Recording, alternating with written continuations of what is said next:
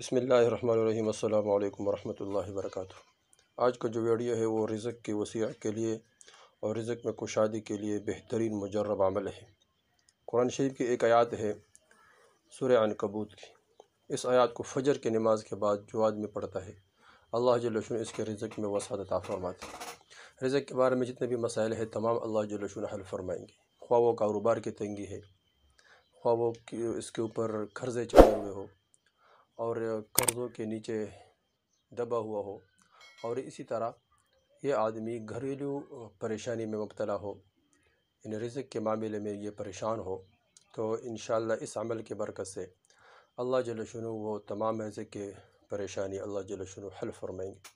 بس اس عمل کو پابندی کے ساتھ کرنا ہے، اس کو چھوڑنا نہیں ہے۔ کب تک کرنا ہے؟ جب تک اللہ جل شانہ مسئلہ حل نہ کرے، کم از کم 41 دن تو ضرور کرے۔ اللہ جل شانہ چند دن اس عمل کو کرو گے تو اللہ جل شانہ اس کے برکات عطا فرمائیں گے، اور اس کے برکات اپنے آنکھوں سے دیکھو گے۔ اللہ جل شانہ غیبی خزانوں سے رزق کا بندوبست فرمائیں گے، مال کا بندوبست، دولت کا بندوبست اللہ جل شانہ غیبی خزانوں سے فرمائیں گے۔ اور جتنے مال کے بارے میں پریشانی ہے، جتنے رزق کے بارے میں پریشانی ہے، دولت کے بارے میں پریشانی ہے، کاروبار کے بارے میں پریشانی ہے، جو بھی تنگی ہے، اس عمل کے برکت سے اللہ جل شانہ ضرور بضرور وہ حل فرمائیں گے۔ بس عمل یہ ہے دوستو کہ قرآن شریف کی ایک آیات جس طرح میں نے عرض کیا سورہ عنکبوت، اس کو فجر کی نماز کے بعد سورہ عنکبوت میں وہ آیات ہے فجر کی نماز کے بعد صرف 11 مرتبہ پڑھنا ہے۔ پہلے درود شریف پڑھے 1 مرتبہ اور بعد میں درود شریف پڑھے 1 مرتبہ، پھر یہ آیات پڑھے اللہ یبسط الرزق لمن یشاء من عبادہ ویقدر لہ ان اللہ بکل شیء علیم۔ اس آیات کو دوستو 11 مرتبہ پڑھیں۔ اللہ یبسط الرزق لمن یشاء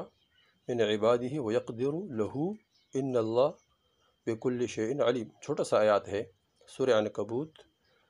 میں دیکھ لیں اور اس آیات کو یاد کریں، اس آیات کو یاد کریں یا لکھ کر اپنے پاس وہ کاغذ رکھیں، اور فجر کے نماز کے فوراً بعد وہ کاغذ نکال کر 11 مرتبہ اس کو پڑھیں، اور اول 11 مرتبہ درود شریف پڑھے اور آخر میں 11 مرتبہ درود شریف پڑھے، درمیان میں اس آیات کو پڑھیں، اور اللہ جل شانہ اس آیات کے برکت سے رزق کے جتنے بھی مسائل ہیں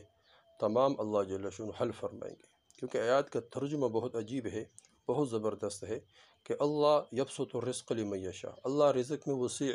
رزق وسیع کر دیتے ہیں، لمن یشاء جس کے لیے چاہتے ہیں، من عبادہ اپنے بندے جتنے بھی اللہ جل شانہ کے بندے ہیں، اپنے بندوں میں سے جس کے لیے چاہتے ہیں رزق وسیع فرماتے ہیں،